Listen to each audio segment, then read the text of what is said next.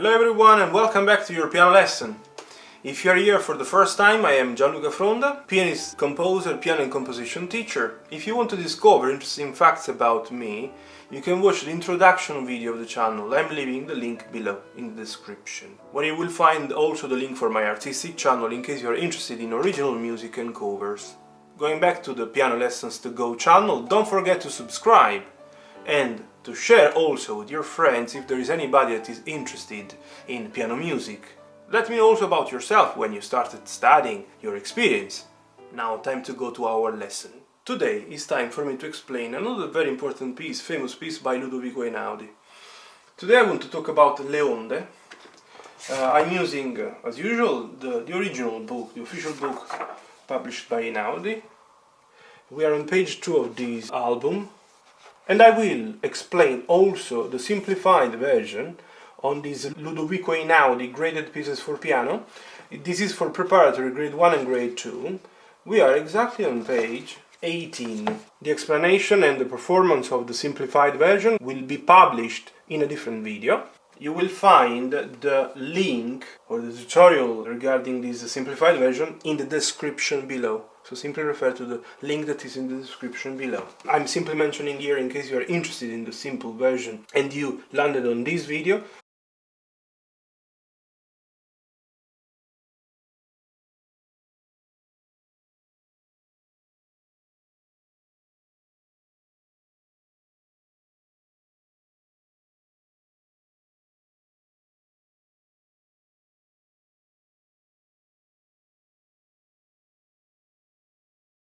I will be explaining and playing Le Onde slow, very slow, using the official version, and obviously I will explain important facts about it. Let's start explaining a little bit maybe the structure of the piece.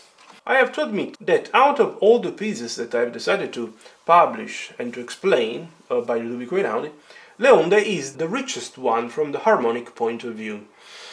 Obviously, as I have mentioned in the previous tutorials, I'm not going to dive into the real, authentic analysis, harmonic analysis of the piece, because it would take too long. I will mention just a few things. And in it, let's start from the explanation of the structure. So the piece is an introduction, let's say, is a section that we might call like a big A section. We might consider this one like a big B section. I would say this one as a kind of small coda, and then we have again something that is recalling a little bit the introduction but has been developed. There are changes in the, let's say, in the left hand notes, especially in some interesting right hand melody. Then you get again what has been played from bar number 5 but with some difference in the left hand. So you will have the feeling that you are restarting, and indeed you are right if you feel this, you're restarting the main theme that you got at the beginning from bar number 5, but with changes. And this one can be considered like the A section, but obviously we will call maybe A first. Then from bar 126 I would definitely say that this is like the one that I call B section, starting for example from bar 41. Because indeed it starts exactly in that point. And it goes on with the changes, also this one, up to the one that I called at the beginning, from bar 64 up to bar 73, a kind of a coda of the first big, huge section made of introduction A and B, with this small coda. And also in this case has been developed. This long coda, I would, the one that I'm calling coda, but this is my interpretation, start from 149. Regarding the harmonies, the introduction is that we are in something that we can consider a middle way in between B minor and D major. We have two sharps. You should know that with two sharps you are in D major or in B minor. The start is in minor. And is touching the B minor, the G major, the A major. So if we want to say that we are in B minor, is first, twice, sixth, seventh, the seventh of the natural minor scale. If you want to consider the key signature D major, is sixth, twice, fourth, fifth. Something that is quite usual in contemporary music. It starts from bar 5 with B minor, G major, B minor, G major, A major, B minor, and so on. These are in general the main chords that he's using. There is introduction of some second considered, referring it to the key signature of D major. For example, here there is the E minor chord, it's a broken chord or arpeggiato. There is also some interesting moment where it goes out of the key signature and is touching, for example, F major, that we can consider like the third of D major that has been lowered. Because in D major, the third has to be F sharp. Here is developing the chord on F. And is also middle way in between a D minor 7th and an F 6th. By touching the D, is touching the 6th of F, or for you that you are more into the understanding of the chords, could be considered like a D minor 7th in first inversion, and also the introduction of a note, passing note, the G. But depends how you want to consider it. I would definitely consider like an F 6th, and then G, taking you to the D major. There are many passages with a long pedal in the left.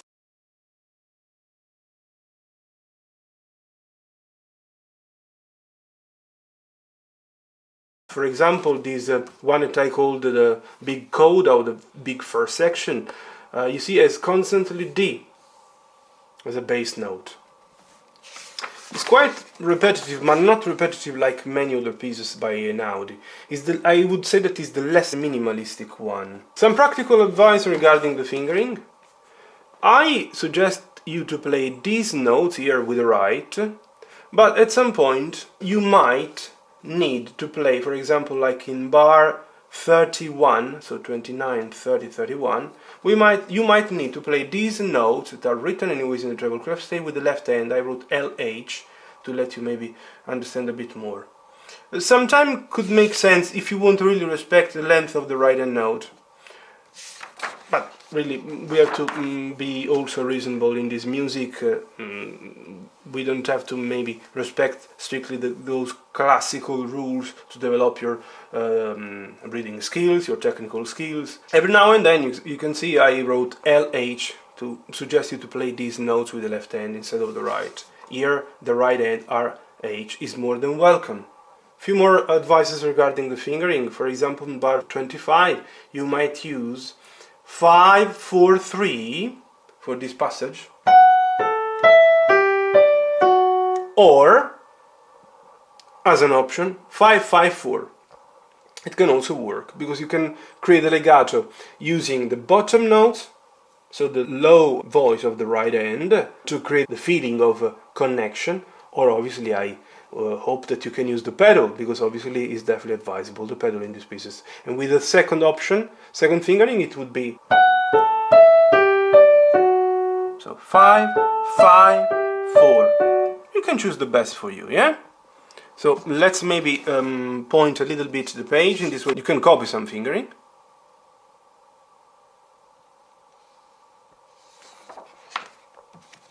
But this is just to give you an idea, yeah? For example, here the same story. Here this 4-4. You might not understand some of the signs, but they are not really relevant for you. Right hand, as I said, 2-2-4. This is bar 81. Here I invite you to really pay attention. Now pay attention where we are exactly. Let's repeat. The first big section ended. We started the second one with introduction, developed the A, the big A1, let's say. You see that now this time you don't have the same identical left hand notes that you had at the beginning, where you had a very simple and basic root of B minor, the fifth of B minor, that is F sharp and B. Very simple, very simple. G major with G, D and B. Here the situation is much more developed. As you can see, you have B, G, pay attention to this note, pay attention to this A, pay attention to this G sharp. It's changing completely the harmony. There is a very interesting chromatic passage in the left hand. G natural, F sharp, And also here, look, pay attention, this G is unexpected. In general you would expect the F sharp doing this. Here this time is doing, in bar 108. So you have to really pay lots of attention. Hope you copied this fingering in case you would need it. Also these ones at the end can definitely turn useful.